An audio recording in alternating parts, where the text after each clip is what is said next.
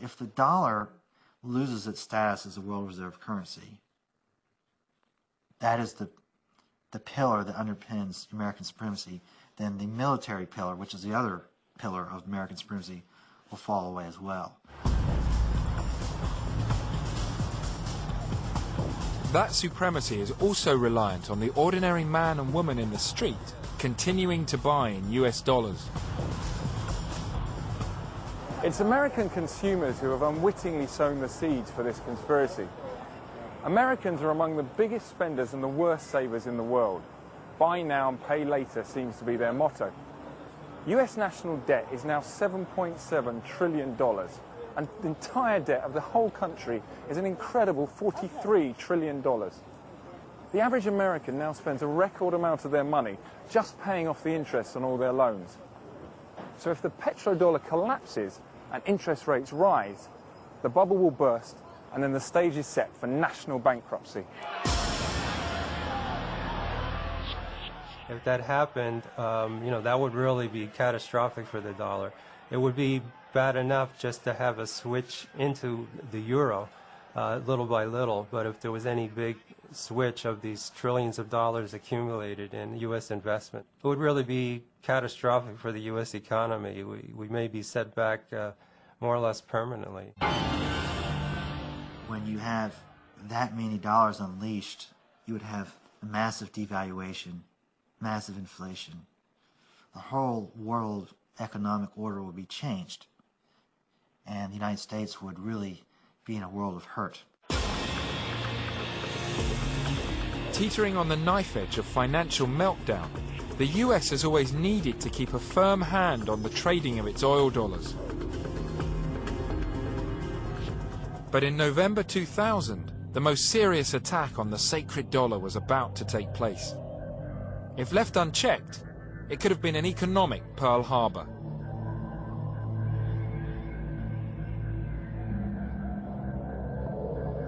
After years of struggling under crippling sanctions, Saddam Hussein decided to use the one WMD that no one had ever looked for or even thought about: the euro.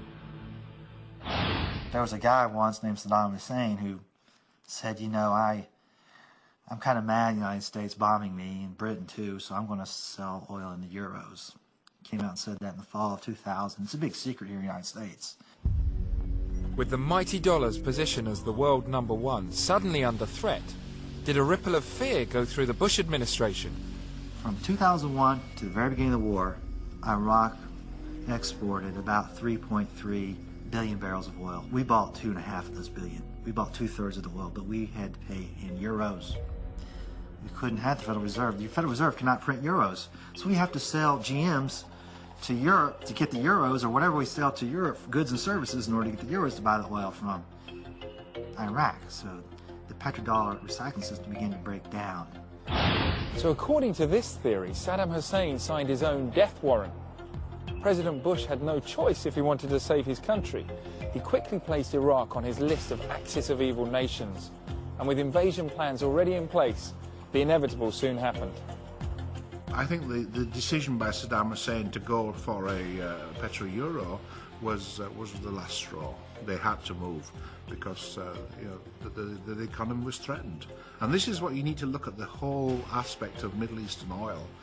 The economies of Europe, the economies of the United States, and the economy of Britain were threatened by Saddam Hussein's decisions.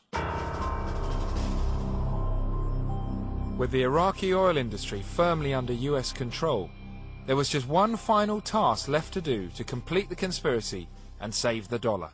The other big secret is the first thing the Bush administration did when they took over Iraq in May of 2003 was immediately reconvert Iraq's oil transactions from the euro back to the dollar, even though from an economic perspective it was in Iraq's favor because the euro was worth about 17% more than the dollar. So he basically wiped out 17% of their entire profits by going back to the dollar. While all this was happening, the American public was given very little information about how important oil and the petrodollars were to the US. So was there also a media conspiracy? Absolutely. Was there a media conspiracy? Absolutely. But you have to understand how the media works in Washington. If you go against this administration, they pull your credentials tomorrow. There are some of the leading reporters have been told, you're asking the president too many hard questions. And they've been said, if you don't stop asking these hard questions, you will have your credentials pulled. If you get your credentials pulled, you don't go to press conference in the White House. The reporters know the rules. Even those who are sympathetic and who understand the truth and the reality also recognize that should they try to project the voice or allow the voice of those who have the position not of the loyal opposition to the empire, but those who really are exposing the empire, that they will be silenced themselves. Re-elected for a second term of office, George W. Bush seems intent on staying in Iraq and keeping control of the country's oil. The petrodollar appears to be safe, but one other country has dared challenge the US control of the black gold. After years of denouncing America as the spawn of Satan, Iran has announced that in 2006 it will set up its own oil trading exchange that could threaten the exchanges of London and New York. Worse news for Bush and his all-conquering dollar is that Iran intends to invite all of the world's oil producers to trade their oil in euros. The same scenario that happened in Iraq is beginning to repeat itself. I'm afraid it's déjà vu. This is what we've done with Iraq. Guess what? They are up for a big surprise. Iran is unlike Iraq. Population-wise, Iran is more than double Iraq. As far as the terrain and the territory, it's a harsher country. You know, it's mountainous, resistance could be incredible. They were hoping that the invasion of Iraq would send a message to other countries that are contemplating going off the dollar standard. You know, that obviously hasn't worked out the way they intended it to. So it remains to be seen how far they're prepared to go in order to protect dollar hegemony. And the unthinkable is already starting to happen. Saudi Arabia, which has the world's largest oil reserves, is showing an interest in switching its oil trades into euros. If Saudi Arabia makes the switch to euros, all other oil-producing countries will follow suit. Is the US going to let this happen? Is America going to stand by and let countries switch to euros, so America then loses its place as the world's superpower and loses all the money it gets in petrodollars? And if not, how far is the US going to go to stay number one? We could look upon the invasion of Iraq as a good thing. On the other hand, we could look at it at the beginning of World War III. So there you have it. From WMDs to US dollars to securing global oil supplies, everyone seems to have a take on why we went to war.